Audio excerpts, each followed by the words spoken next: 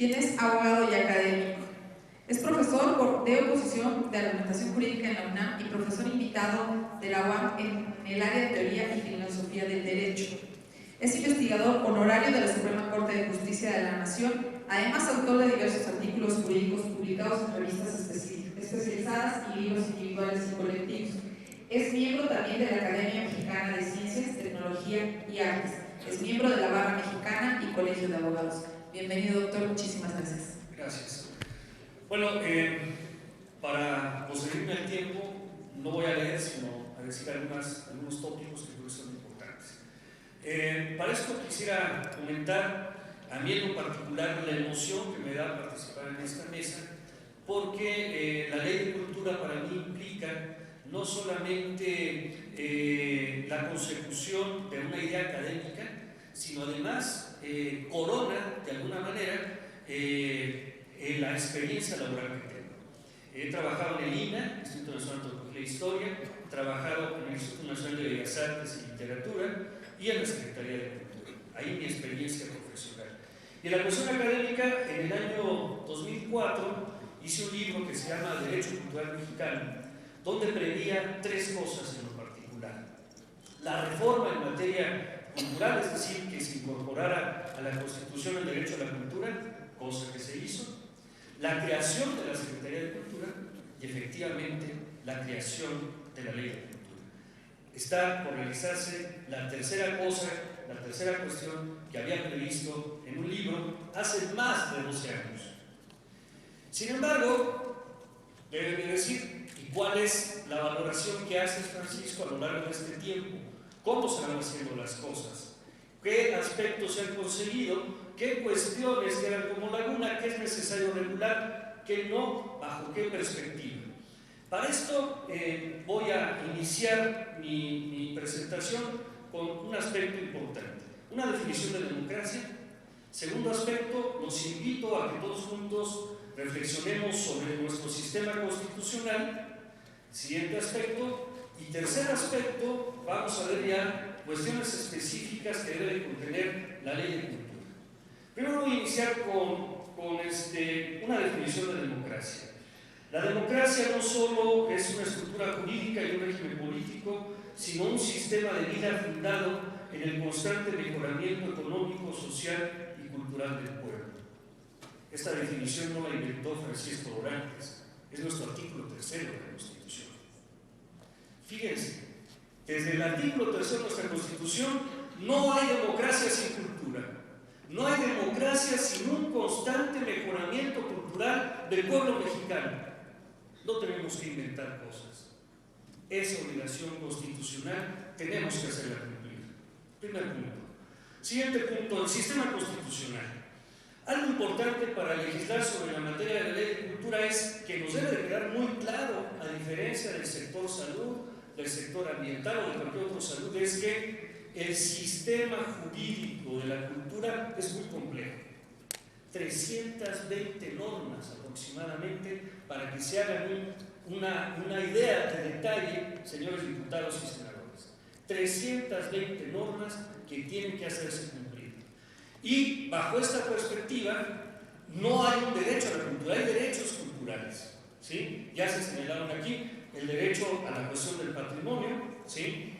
Que tiene la Ley Federal sobre Zonas y Monumentos, la cuestión de la creación intelectual a través de la Ley Federal de Derechos de Autor y, ojo, el acceso a los bienes y servicios culturales. Dentro de nuestro sistema constitucional, todo tiene un fundamento ya, afortunadamente, menos una cuestión, diputados y senadores. Hay una laguna importante, que no nos ocupa ahorita, pero que no puedo evitar el decirlo. Revisen el artículo 27, párrafo 3 de la Constitución, y díganme en qué parte están las modalidades para proteger el patrimonio cultural de la nación. En ningún sitio. Eso le da debilidad a nuestra ley de patrimonio. ¿Quieren hacer historia, diputados y senadores? Ahí hay una laguna importante en el sistema constitucional de la cultura. No se establecen modalidades en nuestra Constitución para la protección del patrimonio cultural de la nación. Omisión grave. Siguiente aspecto relacionado con la ley de la cultura. Como ustedes saben, ¿sí? Ya se dijo, ya lo dijo aquí Luis Cacho, el artículo 73, fracción 29, inciso N, ¿sí? Señala cómo debe ser la ley de cultura. Y ahí se habla de coordinación, no se habla de una facultad concurrente. Estamos apostando en consecuencia por un federalismo residual para hacer la ley de cultura. Si estamos apostando a un federalismo residual contenido en el artículo 124 de la Constitución, eso significa, recuerden ustedes, que lo no expresado para la federación se entenderá reservados a los municipios. Si estamos apostando a ese federalismo, entonces ¿cómo vamos a descentralizar? ¿Cómo vamos a desconcentrar? ¿Qué tipo de federalismo es el que queremos aplicar? ¿Federalismo residual o federalismo concurrente? No se trata solamente de la discusión del nombre de la ley, es de lo que queremos hacer con la ley o de lo que podemos hacer con la ley. Desde esa perspectiva creo que la noción de una ley de cultura genera varios equívocos. ¿Por qué genera varios equívocos? Ley de cultura no es una ley de cultura, porque la cultura está dispersa en todo el sistema constitucional en diversos aspectos.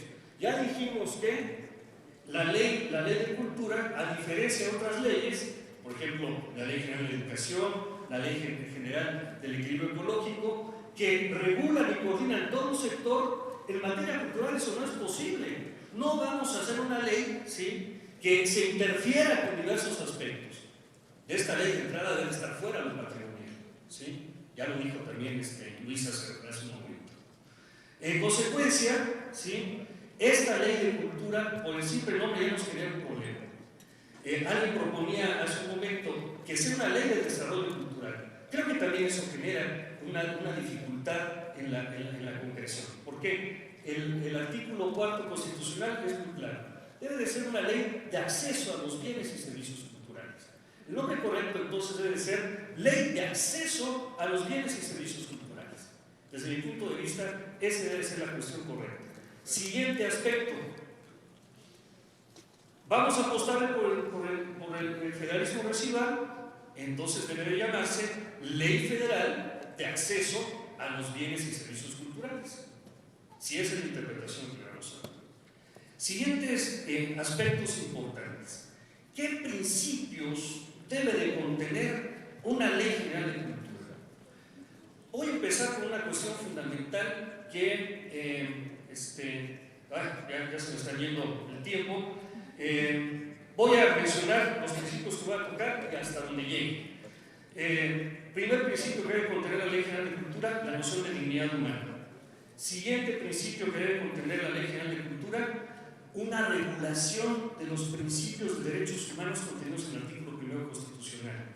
Siguiente principio que debe tener la Ley de Cultura, esta Ley de Acceso a los Bienes y Servicios Culturales, la neutralidad del Estado.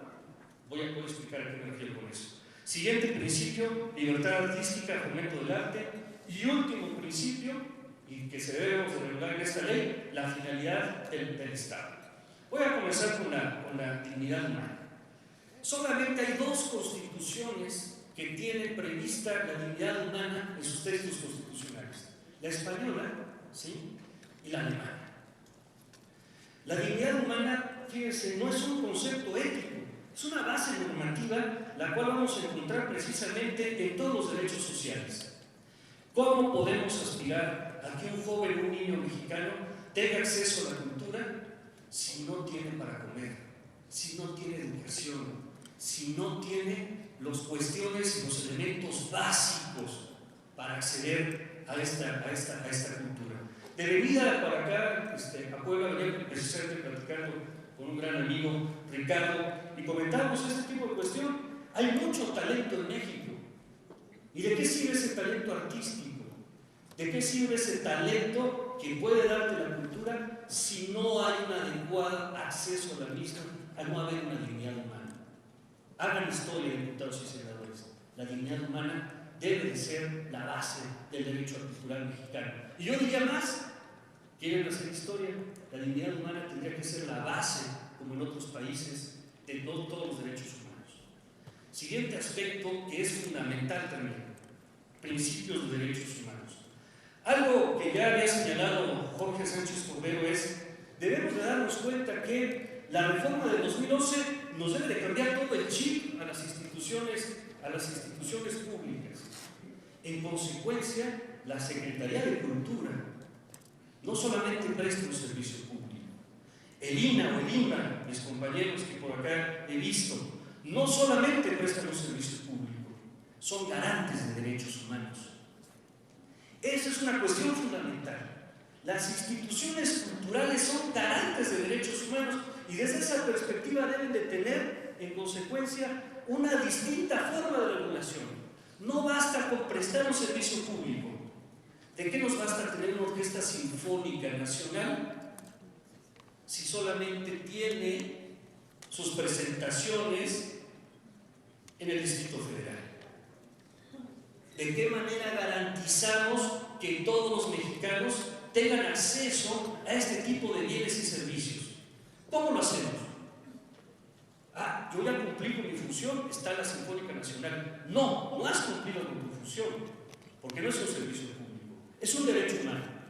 En consecuencia, los principios de universalidad, proporcionalidad, interdependencia, indivisibilidad de los derechos humanos deben de estar regulados en la ley de cultura. Voy a destacar principalmente uno, interdependencia. No podemos dejar de relacionar los derechos culturales con otros derechos. El derecho a la educación, el derecho al medio ambiente, el derecho a la alimentación,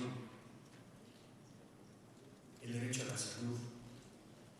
¿Cómo vamos a desprender la cultura? ¿Cómo queremos que la cultura evolucione si estos derechos no están garantizados desde un principio?